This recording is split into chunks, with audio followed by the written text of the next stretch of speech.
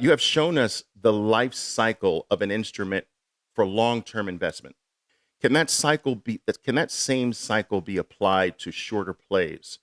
If so, time frames would work best while using the 20 period and 200 period simple moving averages. Now, what Alexandra is actually speaking about, traders, is she's talking about the fact that I teach traders that all markets are practically trapped on rails. All right. They literally have to follow one path. And that repetitive path is called the boom to bust cycle. This path or this cycle never changes.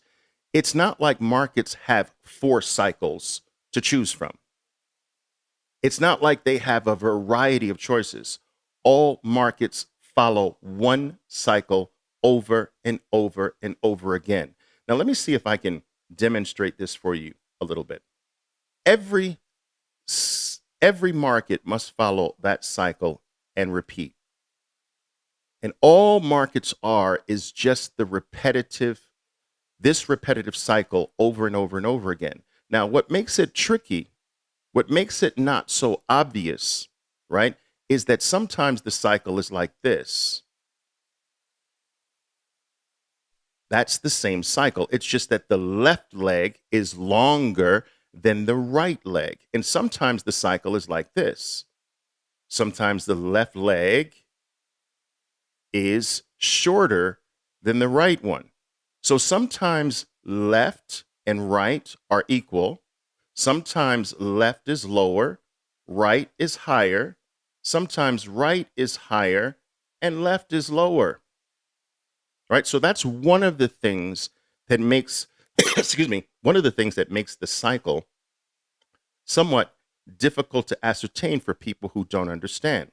All right. So another thing that makes the cycles somewhat difficult is that the top of the cycle and the bottom of the cycle are sometimes pointy. You see that? That's a pointy top versus a rounded top,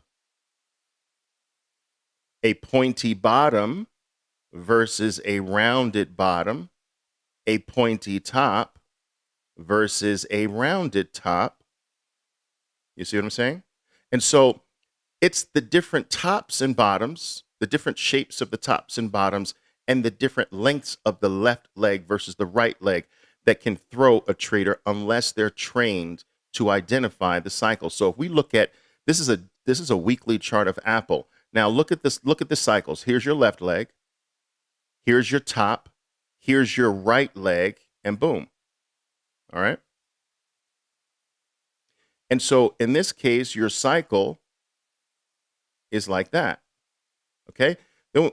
And we get another cycle and another. And so there are these micro cycles. All this movement is a variety of cycles repeating themselves. Here's one. Here's another. You see? Here's another. And then you have, look, here's a tiny one. Here's one of your equal ones right there. Boom. And here's another. Now, the key to playing this properly is to know where you are in the stocks or the item's current cycle. You understand? So you should know, have I been in an upward movement for quite some time, which would suggest that you're probably closer to the end of the upward cycle than you are to the beginning of it or the middle of it. Okay? And am I at the cycle here? Right?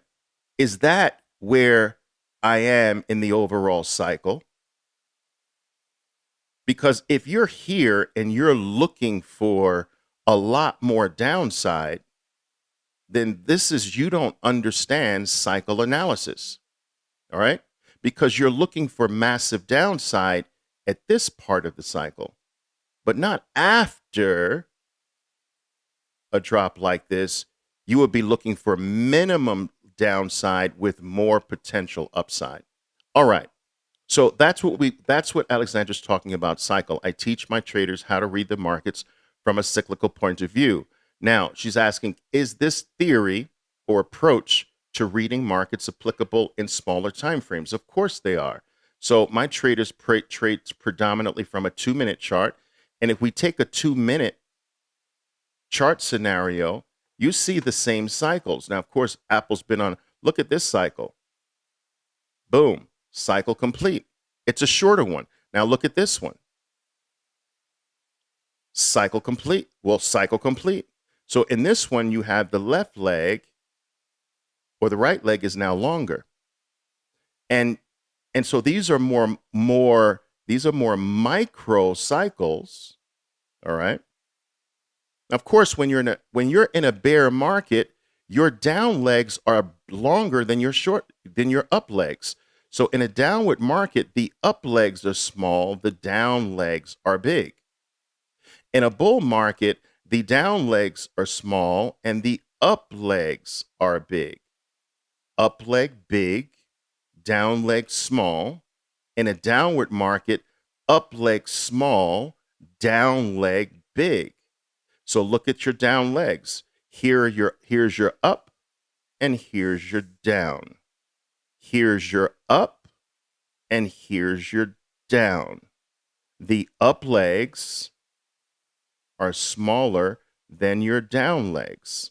Proper trading, right, starts from cycle analysis. How can you come up with the right side of the market and the right strategy that fits that right side?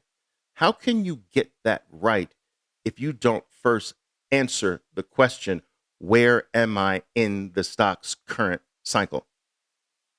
If you don't know where you are in the cycle, you're playing a guessing game as to what's the highest probability of an up move versus a down move. All right? And so you have to know cycle analysis.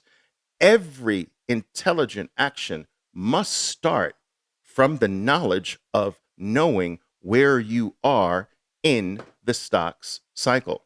So I hope that makes sense. So yes, cycle analysis is applicable whether you are playing the markets from a macro perspective, all right, meaning holding things for many years, all the way to a micro cycle, trading a 2-minute chart. All right, cycles are not dependent on time. There is only one atom that makes up the entire market, irrespective of time, and that is that bell-shaped curve. All right, now there's a lot more to learn about cycles, like how to divide each cycle up into its 7 different parts. All right, each cycle has 7 different parts, and I drill down to teach traders how to actually play and what to expect in each one of the 7 parts of an individual cycle. Very powerful stuff. All right, that cycle knowledge alone places you head and shoulders above the vast majority of people out there who have no clue of how to determine where they are in the cycle.